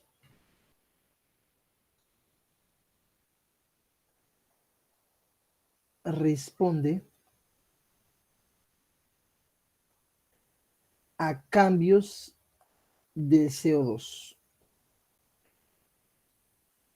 Responde a cambios de la presión arterial de CO2. Si yo te digo que responde a cambios de la presión arterial de CO2, esta presión arterial de CO2, ¿qué hace? Escúchame, el CO2 se convierte en hidrogenión. Indirectamente, te estoy diciendo que aumenta la cantidad de hidrogeniones en el líquido cefalorraquídeo. Escúchame, si yo te digo que aumenta la cantidad de CO2 en la sangre, es porque aumenta la cantidad de hidrogeniones. Esto significa que hay un aumento de la cantidad de hidrogeniones en el líquido cefalorraquídeo. Si hay un aumento de la cantidad de hidrogeniones en el líquido cefalorraquídeo, estimula a los quimiorreceptores centrales. Sí, estimula a los quimiorreceptores centrales. ¿Sí? Los quimiorreceptores periféricos. ¿Sí? Los quimiorreceptores periféricos no tienen que ver con el CO2, tienen que ver con el oxígeno. Este responde, también responde al CO2, ¿ya? Pero sobre todo responde a cambios del oxígeno. O sea, también responde al CO2, pero sobre todo a cambio del oxígeno. ¿Ya? Y los receptores de estiramiento son esos que están acá. Los receptores de estiramiento, ¿qué hacen? Tiene que ver, tienen que ver con el movimiento muscular. Los receptores de estiramiento son receptores neurales, ¿sí? Receptores neuromusculares. Son receptores que se encuentran en la placa motora, neuromusculares. Neuromusculares. Sí, neuromusculares. Ahora, cuando nosotros hablamos de receptores neuromusculares, podemos hablar de receptores torácicos, ¿sí? Los receptores torácicos en el tórax tiene que ver con los músculos o articulaciones, ¿sí? En el tórax, acá están músculos o articulaciones. Estos se llaman receptores torácicos. Receptores torácicos.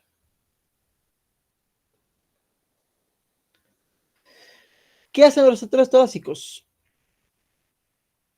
Son los que reciben información de dos puntos.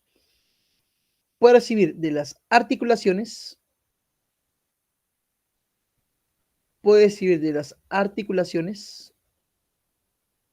si se mueve o no se mueve, o en todo caso puede recibir de los músculos.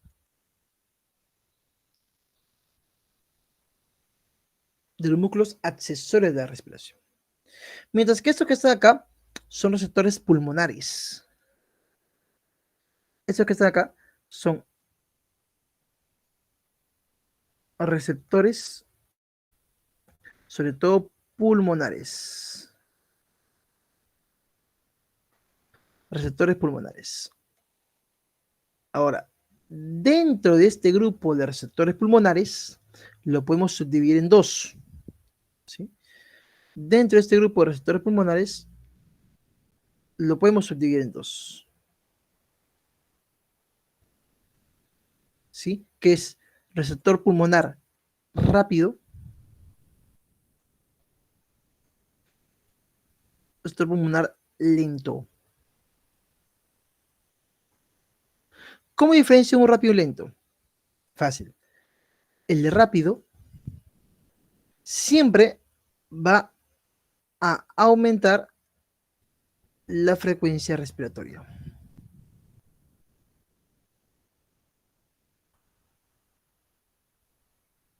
El lento va a disminuir la frecuencia respiratoria. El rápido aumenta la frecuencia respiratoria y el lento disminuye la frecuencia respiratoria. Listo. Chicos, hasta acá. ¿Vivos? ¿Mucha información?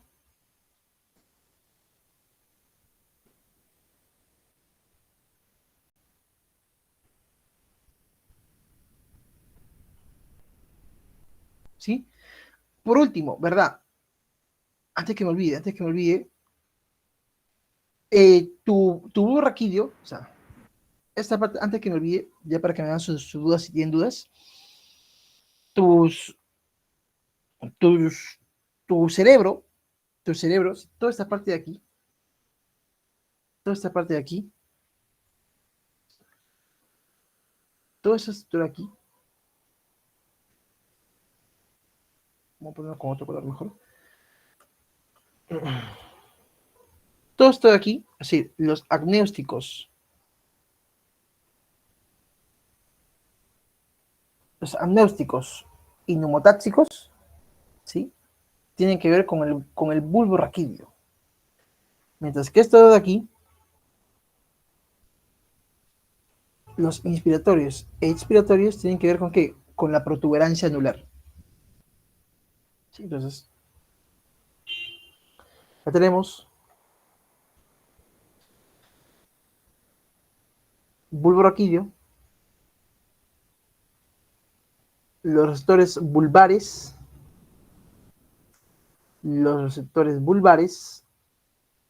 son el grupo pontino, y los receptores de la protuberancia anular son los inspiratorios e expiratorios.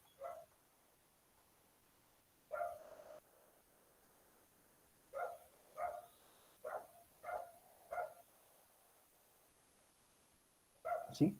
Los inspiratorios y expiratorios. Ahora sí, creo que algunos de sus compañeros tienen alguna duda.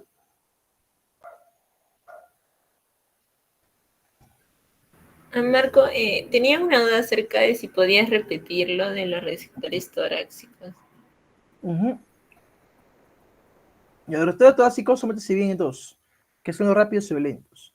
Los rápidos, su respuesta a los rápidos es aumentar la frecuencia respiratoria, nada más. Aumenta la frecuencia respiratoria. Los lentos disminuyen la frecuencia respiratoria, nada más. Esa es la única diferencia. Hay más diferencias, sí, pero no creo que le pongan lo demás. Solamente eso. ¿Sí? Gracias, Marquito. Ya.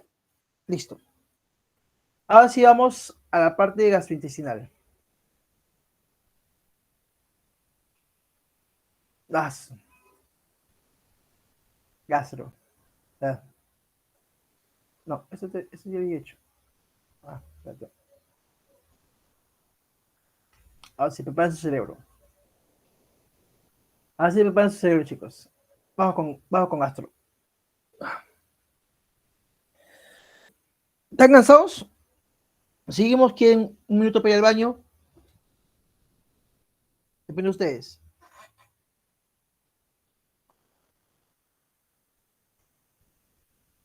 Ya, vayan al baño, chicos, al toque. 9:25 seguimos, chicos. Vayan rápido al baño, muchachos. Gasto sí es regularcito, ¿ya? Gasto de verdad sí es regularcito. No lo voy a mentir. Sí, sí hay bastantes cosas que ver en Gastro, bastantes cosas que ver. Y les ha gritado a Araujo ustedes. Araujo no es, disculpando la expresión, Araujo no es cagón. Araujo no te va a preguntar cosas imposibles. Araujo no es cagón. Araujo es comprensivo, buena gente, no pregunta cosas imposibles. Ya. Yo lo gozaba Araujo, ¿no? Pero sí tienen que saber, sí tienen que saber.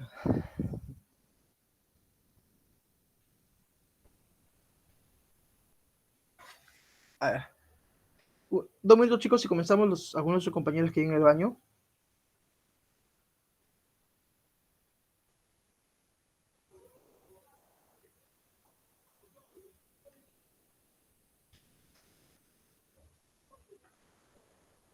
Ese Araujo. Araujo edita muy bien, explica muy bien. Es uno de los pocos autores que sí explica demasiado bien. Hay otros que se meten en MP3. Hay de todo.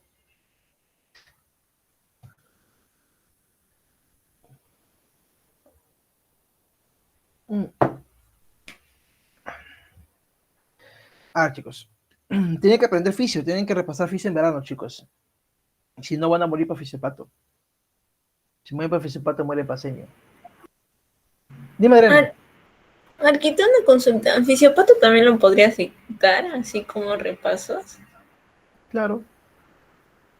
¿Sí? Ya eso lo coordinamos después. Si Ya fisiopato ustedes, ya normal, no hay problema. Si fisiopato es bien tranqui, ¿ya? Su fármaco, he visto su sílabo hace unos meses, creo, no me acuerdo.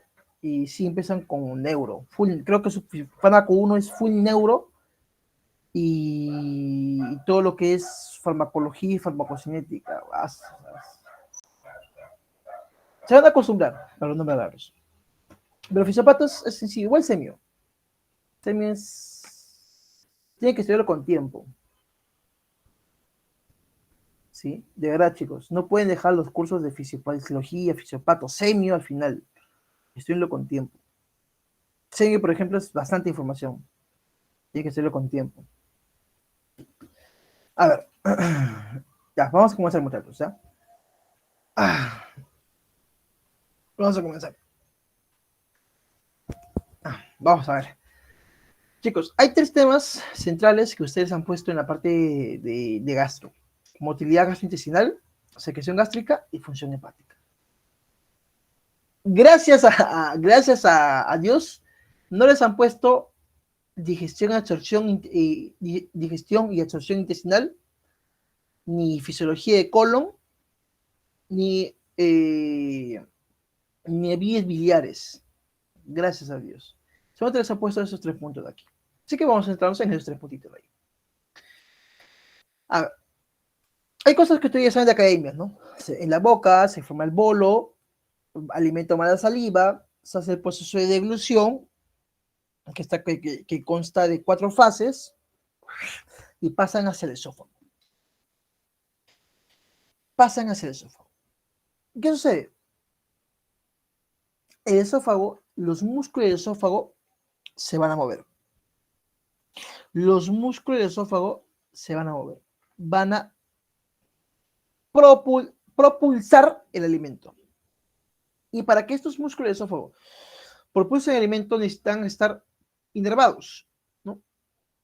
Recuerden que como todo vía muscular está inervado por los sistemas nerviosos autónomos, ¿no? por el simpático y parasimpático, ¿no? Entonces, recuerden, tenemos acá el sistema nervioso simpático,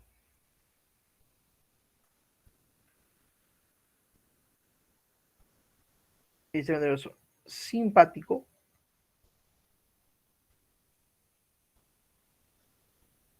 y el sistema nervioso parasimpático.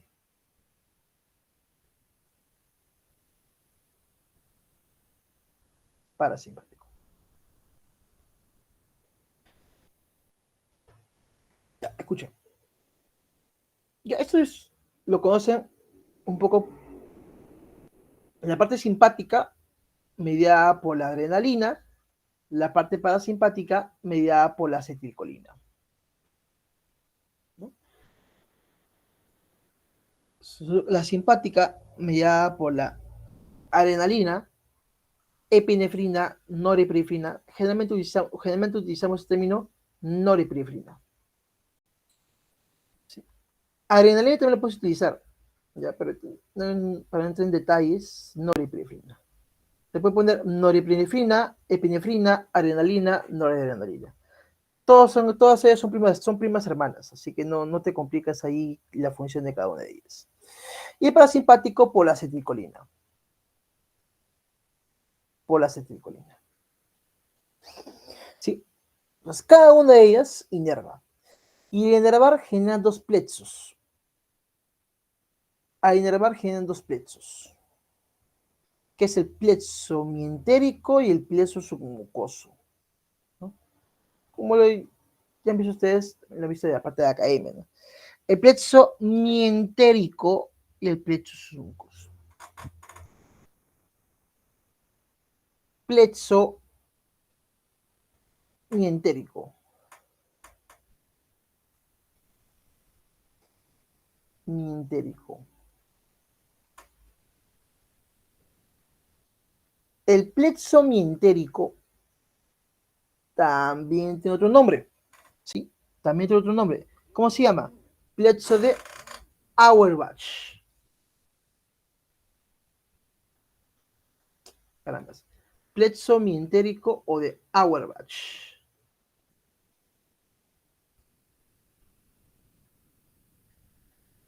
¿Sí? Plexo mientérico o de Auerbach.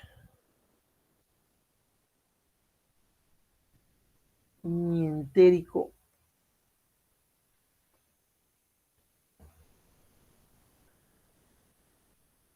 o también llamado de Auerbach. Auerbach. ¿Por qué se llama mientérico? Porque tiene que ver con la contracción. Regula la contracción. ¿Sí? Mientras que el otro plexo, llamado plexo submucoso,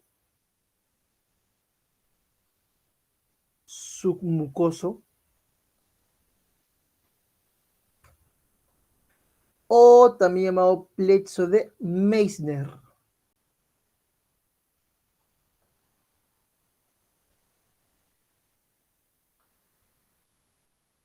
O también llamado plexo de Meissner. El plexo de Meissner tiene que ver con las secreciones. Lo ponemos por acá. El plexo de Auerbach, ¿qué hace? Regula la función motora. Sí. Regula la función motora. Regula, no se ve muy bien. Regula la función motora, con negra nada más. Regula la función motora. ¿Sí? Si te digo que regula la función motora, ¿qué función va a tener? Regula la peristalsis. ¿Sí? La peristalsis porque es el movimiento a través del tubo gastrointestinal. Mientras que el plexo submucoso o de Meissner, ¿sí? ¿Ese qué hace? Regula la secreción. Regula la secreción.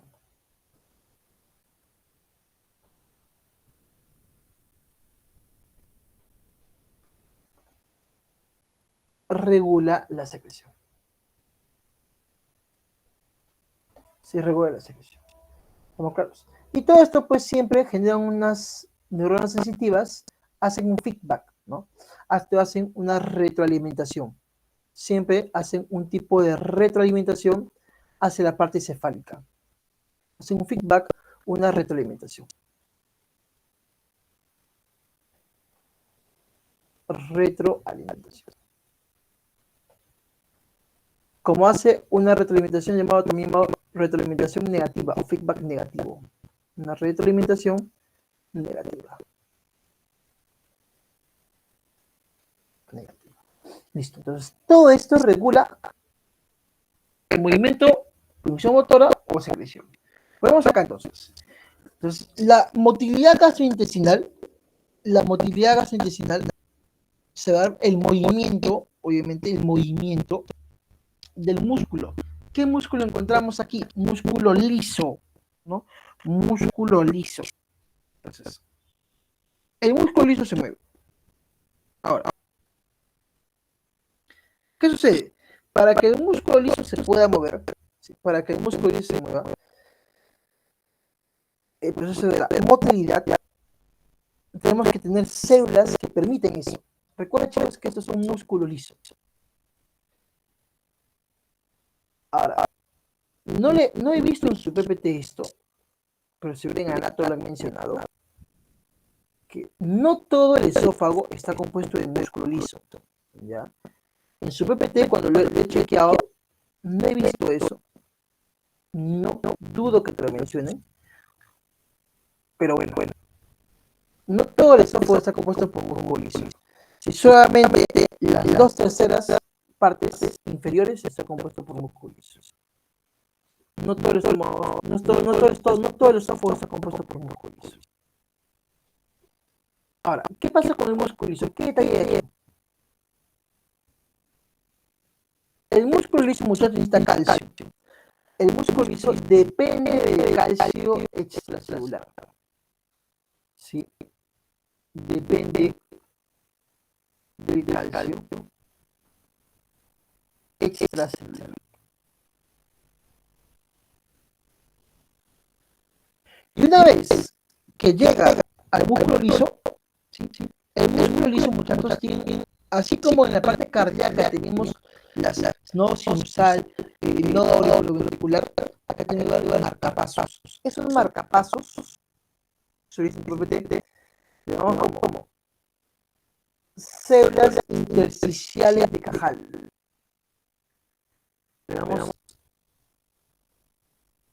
células intersticiales de Cajal.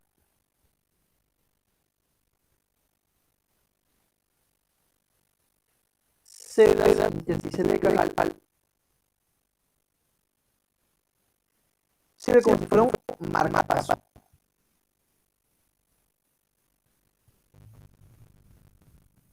Sirve como si fuera un marcapaso. Células intersticiales de Cajal. ¿Sí? Ahora, el bolo, porque ese es bolo, el bolo se mueve. El bolo es el que se mueve. A través del tubo, a través del esófago, a través del esófago. El bolo se mueve porque el músculo está aquí, el músculo está que genera ondas. El músculo está que genera ondas. Y las ondas empujan el alimento. Generan ondas que empujan el alimento. Ondas que empujan de la parte de arriba y en la parte inferior ondas que relajan. En la parte inferior ondas que relajan. En esa altura se relaja.